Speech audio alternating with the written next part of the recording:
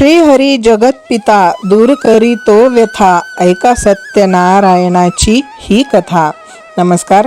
जेतू जेतू हिंदुराष्ट्रम या यूट्यूब चॅनलवर आपण ऐकत आहोत सत्यनारायण कथा. या कथेतील आज आपण पाहूया अध्याय 2. भगवान म्हणाले, नारदा, हे व्रत पूर्वी कोणी केले होते ते सांगतो, ऐक. सुंदर अशा काशी नगरात एक दरिद्री ब्राह्मण राहत होता. भूक व तहान यांनी पीडित होऊन तो ब्राह्मण पृथ्वीवर रोज फिरत असे.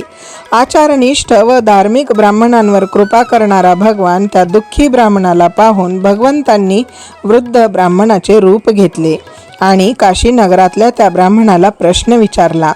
ते म्हणाले, हे ब्राह्मणा, तू दुःखी होऊन दररोज पृथ्वीवर कशासाठी फिरतोस ते सर्व ऐकण्याची माझी इच्छा आहे.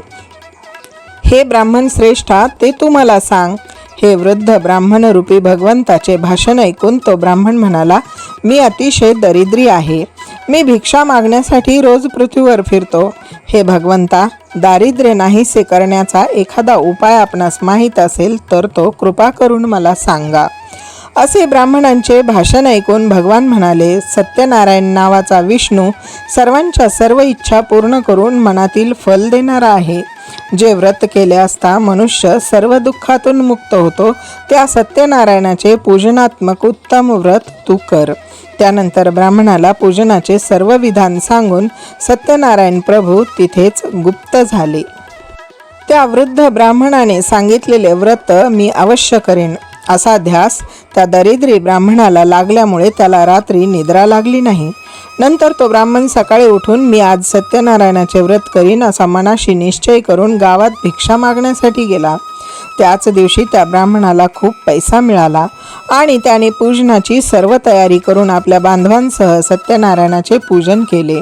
नंतर तो दरिद्री ब्राह्मण त्या सत्यनारायण व्रतामुळे सर्व दुःखातून मुक्त झाला आणि धनधान्यांनी समृद्ध होऊन आनंदी झाला. त्यावेळेपासून तो ब्राह्मण प्रत्येक महिन्याला सत्यनारायण व्रत करू लागला आणि या व्रतामुळे सर्व पापातून मुक्त होऊन अंती दुर्लभ अशा मोक्षाला गेला.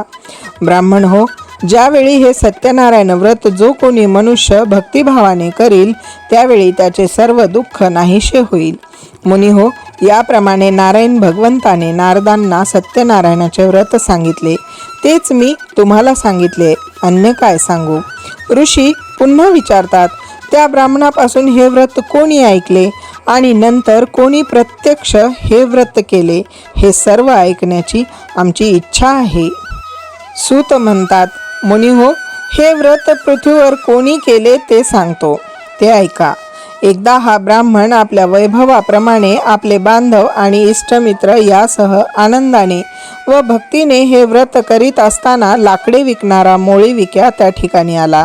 तो मोळी विक्या तहानेने व्याकुळ झालेला असल्यामुळे मस्तकावरील मोळी बाहेर ठेवून ब्राह्मणाच्या घरी गेला. तो व्रत करीत आहे असे पाहून त्याला नमस्कार केला आणि विचारले, महाराज, आपण काय करत आहात आणि हे व्रत केल्याने काय फळ मिळते ते विस्तारपूर्वक सांगा. ब्राह्मण म्हणाला, सर्व इच्छा पूर्ण करणारे असे हे सत्यनारायणाचे व्रत आहे. त्याच्याच कृपा प्रसादाने मला पुष्कळ धनधान्य मिळाले आहे. नंतर त्या मोळी विक्याने हे व्रत समजावून घेतले आणि अंती आनंदाने प्रसाद भक्षण करून पाणी पिऊन शहरात मोळी विकण्यासाठी गेला.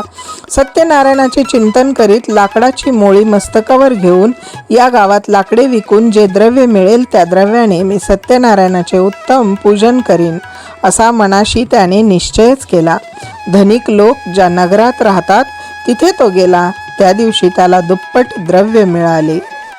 यानंतर त्याने आनंदी अंतःकरणाने उत्तम पिकलेली केळी, साखर, तूप, दूध, गव्हाचा रवा, सव्वा या प्रमाणात खरेदी करून आपल्या घरी आला. आपले बांधव आणि इष्टमित्र यांना बोलावून विधियुक्त रीतीने यथासांग सत्यनारायणाचे पूजन केले. या सत्यनारायण व्रताच्या प्रभावाने तो मोळी विक्या धनधान्य व पुत्र इत्यादी संपत्तीने युक्त झाला आणि या लोकात सुख भोगून शेवटी सत्यनारायण प्रभूंच्या लोकी गेला. या ठिकाणी सत्यनारायण कथेतील 2 अध्याय समाप्त झाला. बंधू भगिनींनो, सत्यनारायण कथेतील हा 2 अध्याय तुम्हाला कसा वाटला कमेंटमध्ये अवश्य कळवा आणि यापुढील अध्याय ऐकण्यासाठी आपल्या जैतू जैतू हिंदू राष्ट्रम या यूट्यूब चॅनलला सबस्क्राईब अवश्य करा.